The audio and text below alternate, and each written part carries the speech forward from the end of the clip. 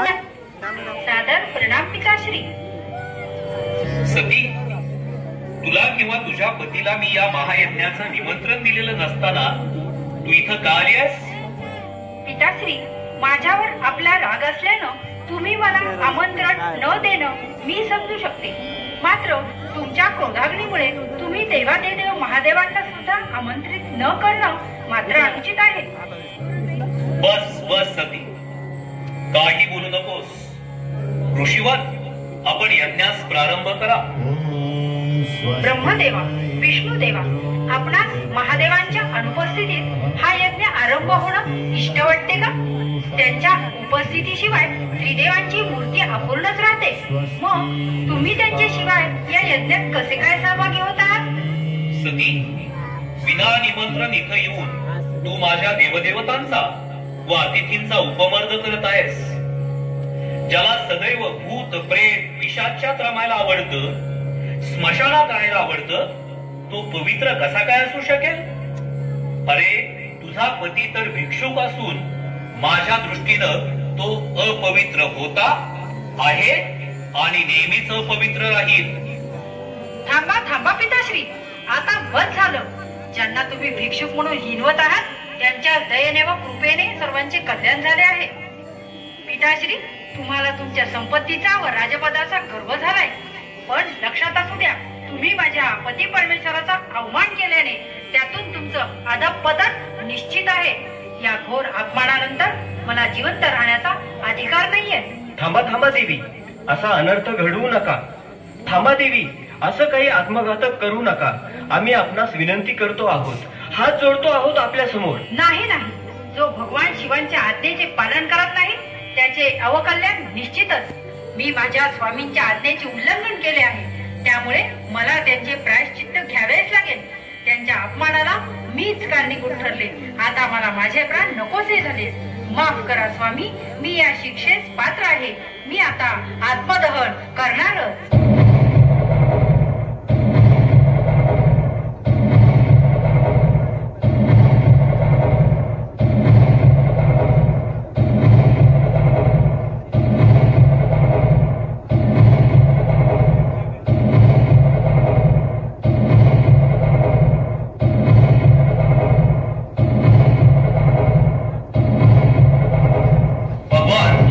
सतीचा मृतदेह पाहून क्रोधित झाले व ताण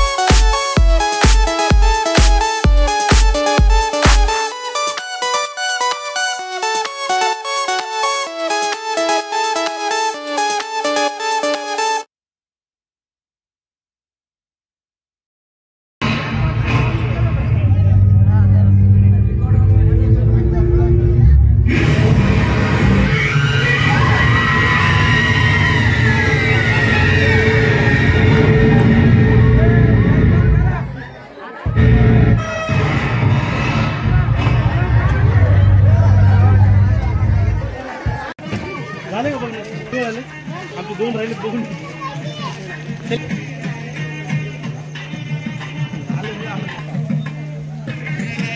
गाड्या विकायला कावली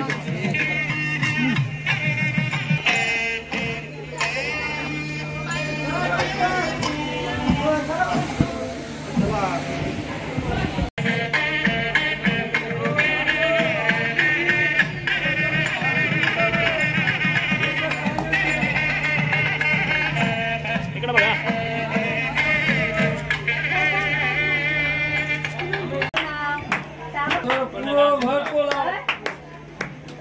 एक गाडी फ्री गाडी तो मिली पण पहिला कप साफ करजो बोललो साफ सफाई गाडी हात लगाव बोलू गाडीचा तर वो फ्री आहे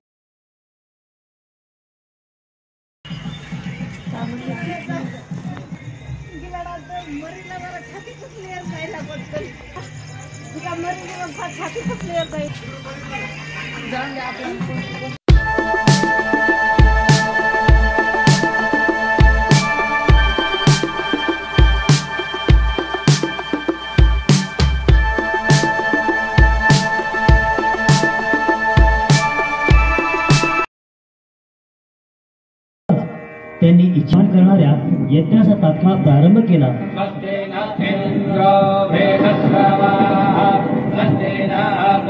आणि तपश्चर्याच्या शक्तीमुळे होमातून महाभयंकर बलाढ्य राक्षस बाहेर येऊ लागला.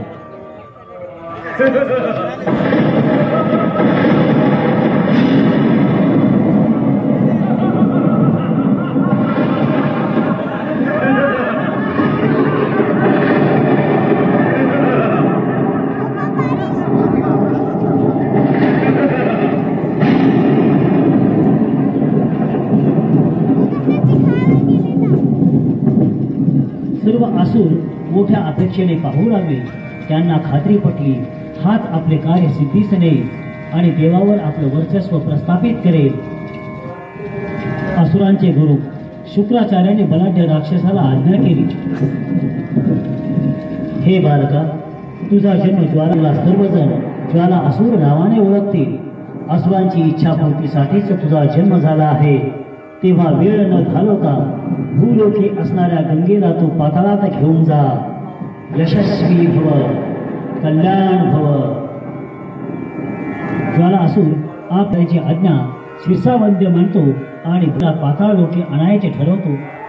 ज्वालासुराची प्रतिज्ञा ऐकताच देव कैलास पर्वतावर बसलेल्या ध्यानस्थ भगवान शंकराकडे धावले. जर गंगा मातेला पाताळात नेले तर स्वर्गलोकी आणि भूलोकी महाप्रलय होईल.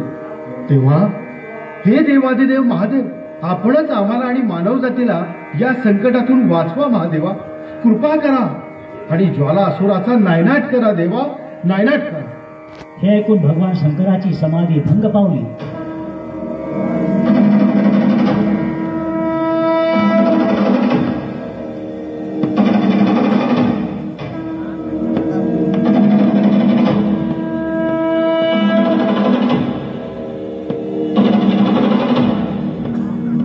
आणि महादेवाची तळपायाची आग मस्तकाला जाते आणि ज्वालासुराला यज्ञकुंडातून बाहेर पडण्याच्या आतच भस्मसात केले जाते.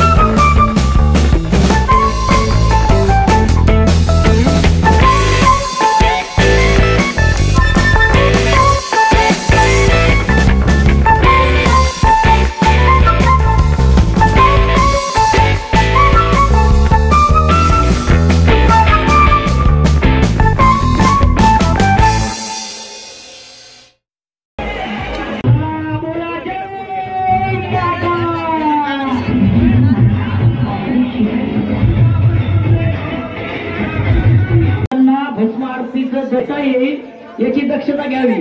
मंडळाच्या कार्यकर्त्यांना माझी मनोमतीची विनंती आहे की गाभाऱ्यात कुणीही गर्दी करू नये.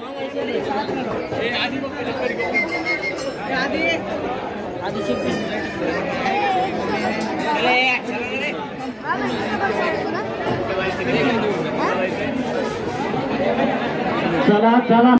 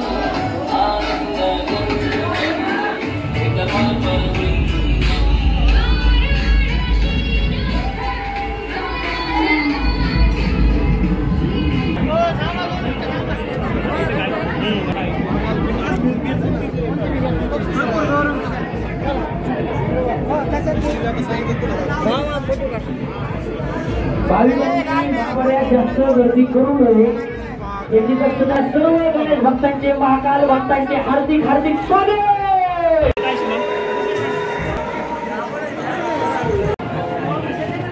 मंद सुकल हेम शोभितम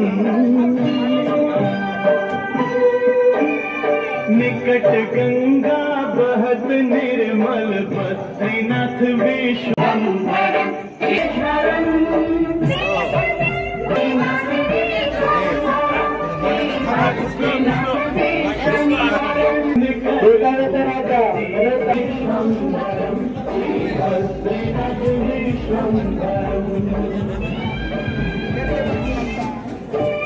इसमें बारिश आने को बहुत मजा आती है.